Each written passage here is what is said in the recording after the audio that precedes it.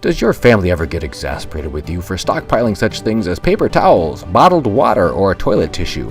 Well, they certainly can't object to you stockpiling money. Silver, the only money recognized by the U.S. Constitution, and your first 10-ounce bar of pure silver can be had at spot price with no premium by going to sdbullion.com/rp.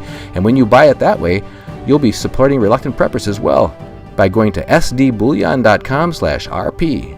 Thanks.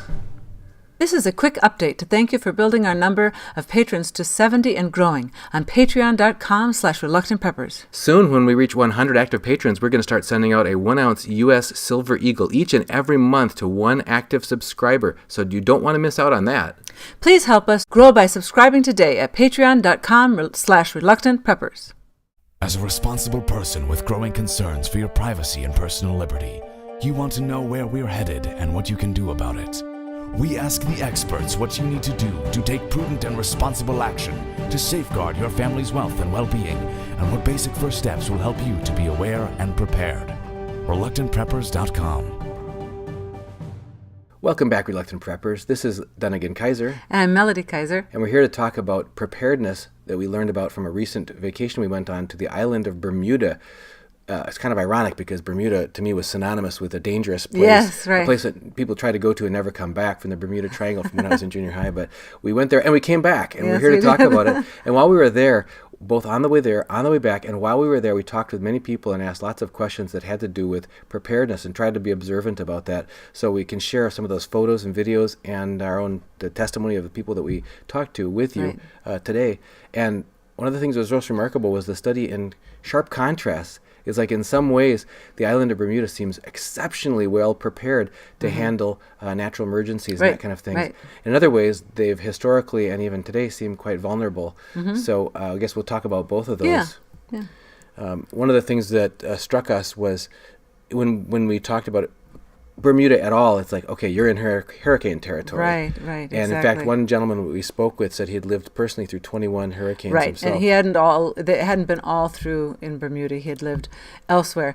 But the one thing that struck us, we've been to Jamaica, been to some other countries. The one thing that I found amazing and I think smart, the way they built their homes is a lot of limestone, and the roofs were limestone.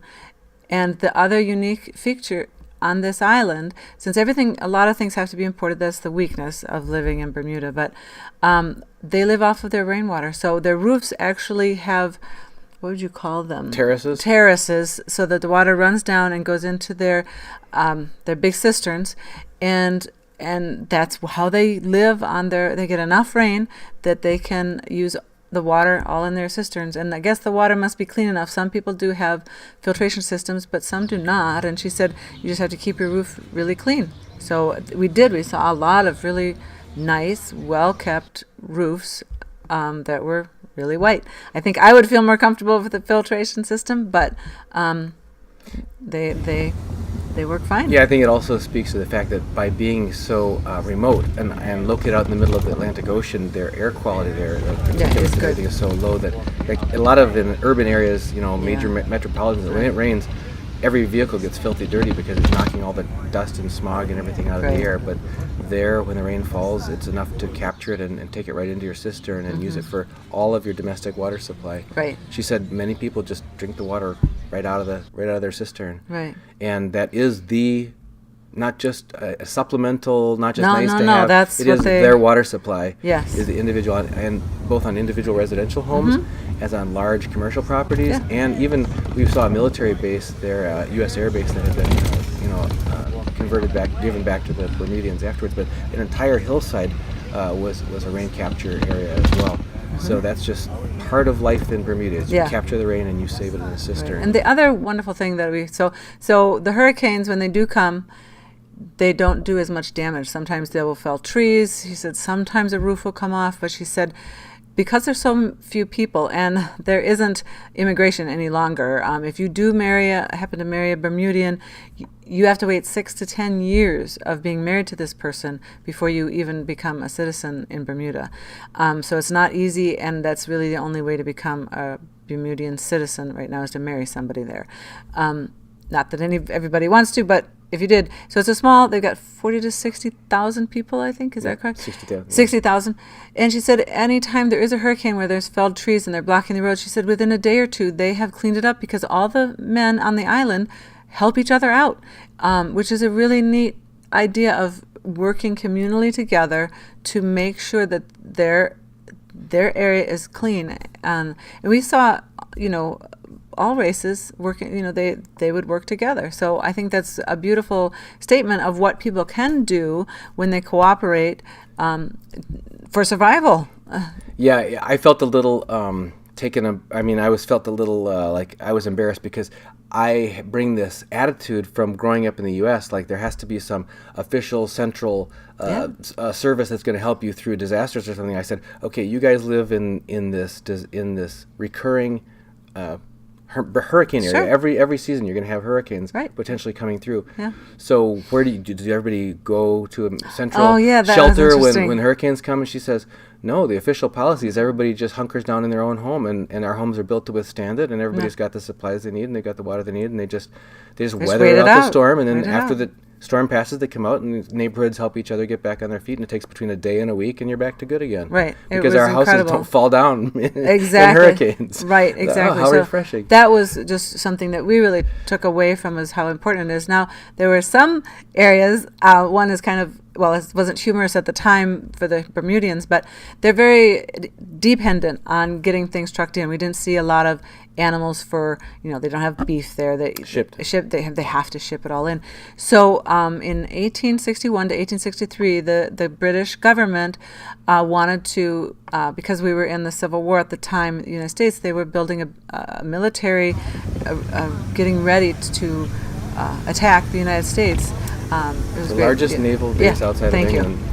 And so the story was that the Bermudians, the United States must have got whiff of it, and then they blocked all the shipping lanes going to Bermuda, so that people were hungry. And when you're hungry and desperate, you're gonna do some things that another country's not gonna like, and Great Britain didn't like it. But the Bermudians made a deal with the United States. We will steal all of their ammunition that they were going to use against you. And you said they were going to give it to the United States. They gave it to the United States. So that was one way. Obviously, a war got stopped, so I suppose that was a good thing. But in desperation, the Bermudians cooperated with the United States. And the United States have been good to Bermuda as well. But you could say it could be a waste of, from different perspectives, it could be a waste of our taxpayer money, or we're just helping them out. So. But the point that I think you were on there was that the vulnerability that you have if you don't have a way of providing for yourself. Right. They do raise their own vegetables. Yep. Many areas of gardening. She showed us the tour we were on. Showed us many different types of vegetable gardening and fruit gardening, that kind of thing. And some of the wild, when we were on a tour, we could eat some. It was an eco tour. So they called it cherries, but I wouldn't have called it a cherry by what we called cherries. They tasted more like a tomato mixed with a red pepper, but it had a cherry pit inside, and so we could pick off the fruit and eat it, and it was very good. So they do have some, and then bananas that grow. They're a special Bermudian banana that is just theirs, that they can grow, and that does grow wild. So because we could just eat I would have called them tomatoes, but they call them cherries. So, because they look like a tomato, they're red and stuff. So anyway, so they do have some things, and fish would have been readily available, and they even said their snapper is extraordinarily good there. So they could live for a time without help from other people, but they are a lot of their resources need to come in and are shipped in. Like there's $11 a gallon for milk and $9 a gallon for gasoline. So another thing of stark contrast is so they're highly prepared in terms of their sturdy shelters and their rain collection, the cisterns, that kind of thing. On the other hand, they have a zero tolerance policy on firearm ownership. So no private citizen can own a firearm, and if you are found with a firearm in your possession, it's a mandatory 7-year sentence if it's in the commission of a crime or something, plus 5 years per round of ammunition that you have. So it's that was something that was like you felt like there was just this hot and cold contrast. It's like, okay, wow, everybody's really prepared here. You bet you guys can protect yourselves defend yourself. Oh no, I guess not. Okay. No.